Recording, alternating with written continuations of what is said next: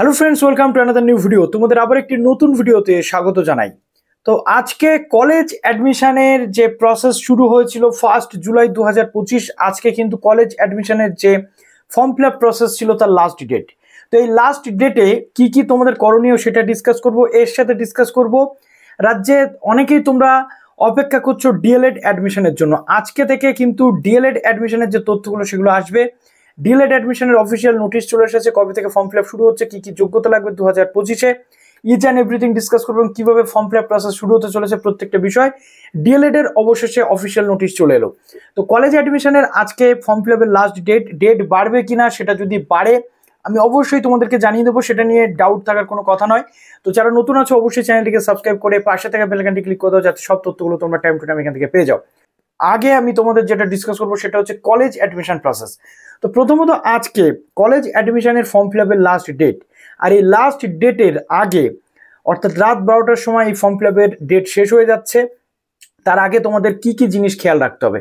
সর্বপ্রথম তোমাদের বলবো, ফর্মটা যেভাবে রয়েছে সেটা সম্পূর্ণ ঠিক আছে কিনা একবার তোমাদের দেখে নিতে হবে, কেননা আজকের পর আর কিন্তু এডিট অপশান তোমরা পাবে না। তাই সমস্ত যে ডিটেল তোমরা ফিল আপ করেছিলে সেটা ঠিক আছে কিনা সেটা দেখে নিতে হবে। যদি এডিট করার প্রয়োজন থাকে এডিটটা করে নিতে হবে প্রোফাইলটা আনলক করে।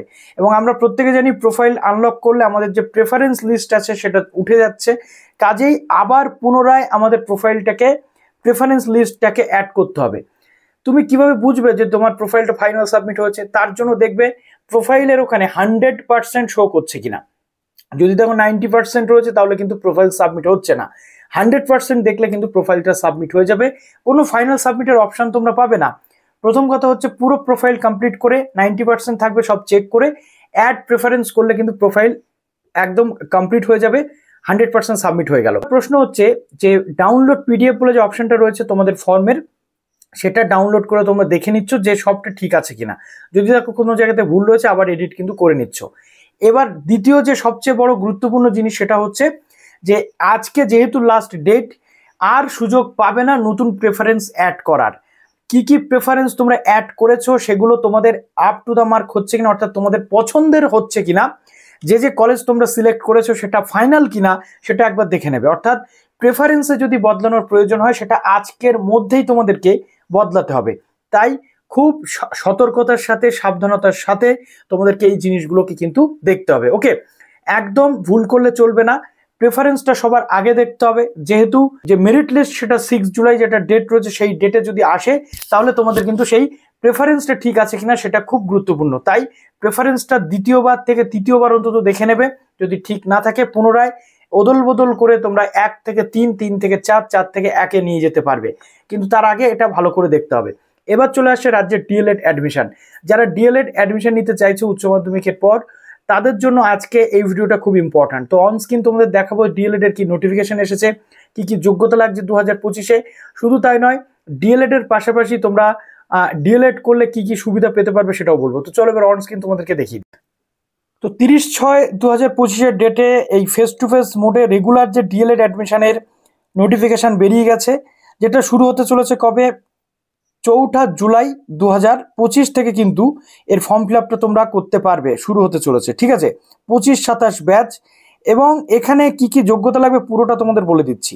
প্রথম কথা হচ্ছে যারা ডিএলএড করতে চলেছো 2025-এ, তাদের 50% মার্কস উচ্চ মাধ্যমিকে হলেই কিন্তু এলিজেবল তোমরা। আর 5% রিল্যাক্সেশন, 45% মার্কসে কারা ভর্তি হতে পারবে, যারা SC ST OBC PWD ex serviceman তারা। এবার সবচেয়ে বড় গুরুত্বপূর্ণ প্রশ্ন হচ্ছে যে ডিএলএড অ্যাডমিশনের ক্ষেত্রে বোর্ড কি করবে। যেহেতু কলেজ অ্যাডমিশন বা SSC ফর্ম ফিল আপের ক্ষেত্রে ওবিসির কলামটাই উঠিয়ে দেওয়া হয়েছে, কোনো সংরক্ষণ নেই, সেখানে কিন্তু এখানে SC ST OBC যেটা সেটা দেওয়া রয়েছে। এখন এটা কিন্তু আমাদেরকে দেখতে হবে। ঠিক আছে, তো এখানে বেস্ট অফ 5-এর মার্কস কিন্তু তোমাদের দেখা হয়, অর্থাৎ 5টা সাবজেক্টে তুমি কত পেয়েছো তার পার্সেন্টেজটাই কিন্তু এখানে দেখা হবে। ওকে, বা West Bengal board of primary education এবং এনসিটি রেকগনাইজড যে ইনস্টিটিউশন সেই অনুযায়ী এখানে তোমাদের ফর্ম ফিল আপ করতে হবে। আমি তোমাদের একটা ভিডিওতে দেখিয়ে দেবো যে কোন কোন ইনস্টিটিউশনটা রেকগনাইজড ইনস্টিটিউশন বর্তমানে রয়েছে।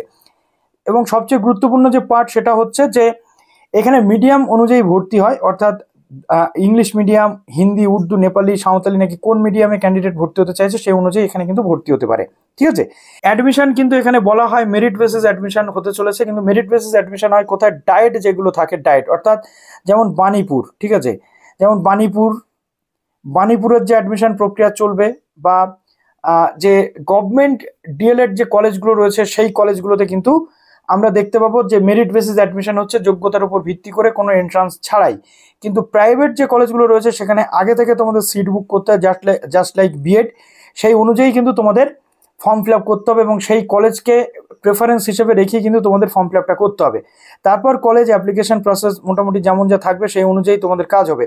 এবার দেখো এখানে তোমাদের যেটা রয়েছে যে অ্যাপ্লিকেশন প্রসেস যেটা, সেটা 4 তারিখ থেকে তো স্টার্ট হয়ে যাচ্ছে, লিঙ্ক জেনারেট হয়ে যাবে। এবং কি কি ডকুমেন্টস লাগবে দেখো, মাধ্যমিকের অ্যাডমিট কার্ড লাগবে, মার্কশিট লাগবে, উচ্চ মাধ্যমিকের ফটোগ্রাফ লাগবে, সিগনেচার লাগবে এবং কাস্ট সার্টিফিকেট যাদের যা রয়েছে সেগুলো কিন্তু লাগবে। এবার প্রশ্ন হচ্ছে কাস্ট সার্টিফিকেটটা দিয়ে কিভাবে ফর্ম ফিল আপটা করবে স্টুডেন্টসরা, যেহেতু কাস্ট নিয়ে একটা প্রবলেম চলছে।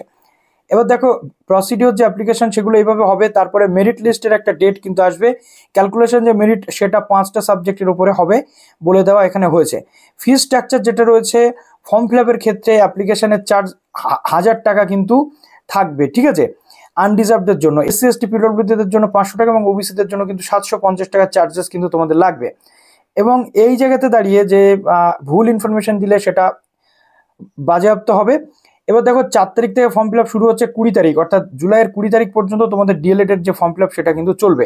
তো ফর্ম ফিল আপটা করে তোমরা মোটামুটি যে অ্যাপ্লিকেশন ফর্ম সেটা তোমরা বের করে নেবে এবং 21/7 থেকে 25/7 মধ্যে ভেরিফিকেশন করবে কলেজ, তার পরবর্তীতে বোর্ড। এরপর তোমাদের যেটা রয়েছে যে মেরিট লিস্ট সেটা 28 তারিখে কিন্তু আসবে এবং 28 থেকে 31/7 পর্যন্ত তোমাদের অ্যাডমিশন চলবে এবং অ্যাডমিশন প্রসেস কিন্তু 12/8/2025-এর মধ্যে কমপ্লিট হবে। তো যারা যারা এলিজিবল ক্যান্ডিডেট রয়েছে অবশ্যই এখানে তোমরা আবেদন করে দিচ্ছ। তো এইভাবে পুরো প্রসেস কিন্তু ডিএলএড হতে চলেছে।